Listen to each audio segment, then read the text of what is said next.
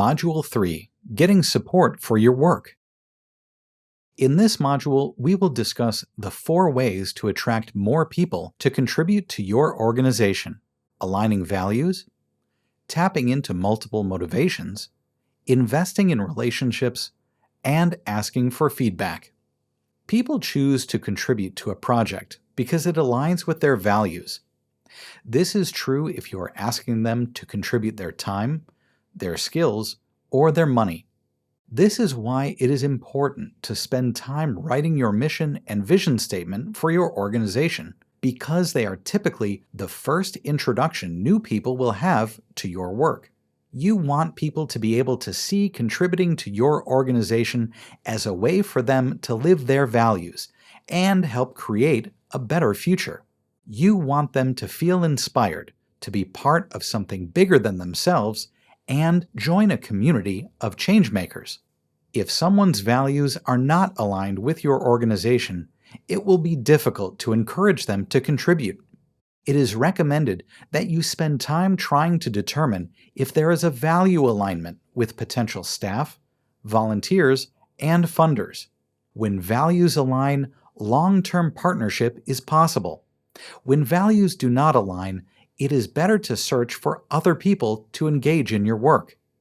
Values are not the only reason that people will contribute to an organization, but they are often the primary motivator for someone to donate money.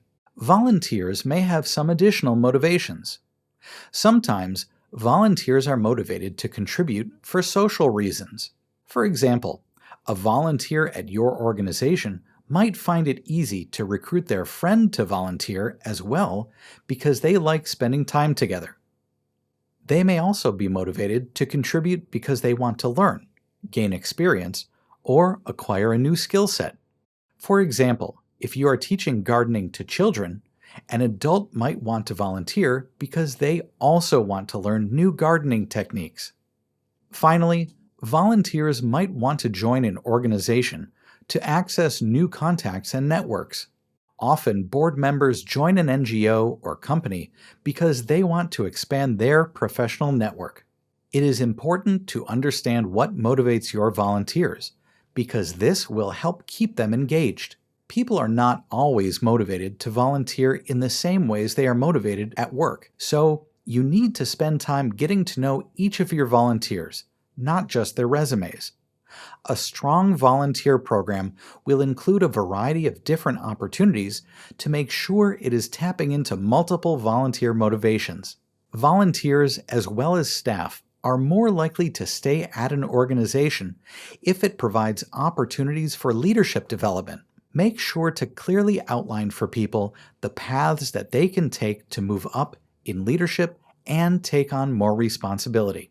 The third way to attract people to your organization is by building and maintaining relationships. It is through relationships that we build trust. And when times get tough, relationships are the glue that holds everything together. It is particularly important to build relationships with people who are donating to the organization or volunteering. Often, funders will fund a project because of the relationship that they have built with the project leader. If they trust you and believe in your vision, they are more likely to find ways to fund your work. Similarly, volunteers are more likely to stay committed to an organization because of the relationships they have built with other volunteers and the organization's staff. You can tell if a volunteer program is strong by how frequently the volunteers spend time together outside of volunteering.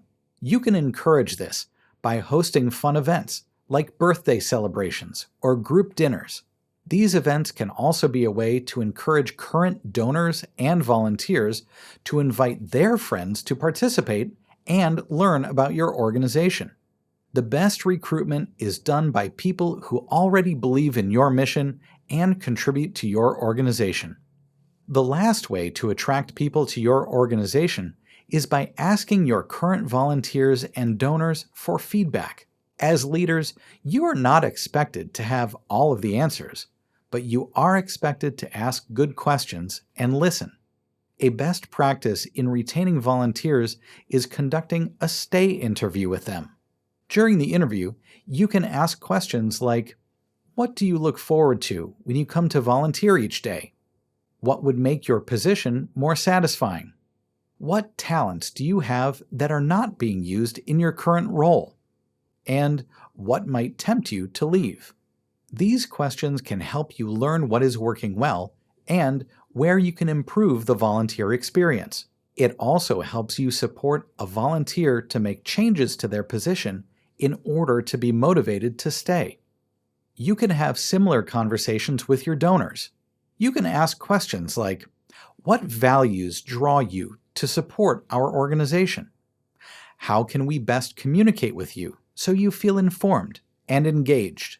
What other ways might you want to engage with our organization? Is there anyone you know who you think should know about our work but doesn't already? In order to attract and retain contributors to your organization, remember to 1. Focus on people whose values align with yours. 2. Provide multiple opportunities for engagement that tap into different motivations. 3. Invest in building strong relationships.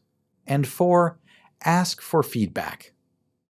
As you continue to develop your community projects and organizational programs, make sure to revisit your mission, vision, strategies, and your map of inputs and impacts each year. Since the context in which we work is constantly changing, it is important to adapt to keep our projects relevant for the people we are serving. Consider involving your volunteers and donors in these annual assessments. This will increase their support and dedication to your work because their perspectives and insights are valued.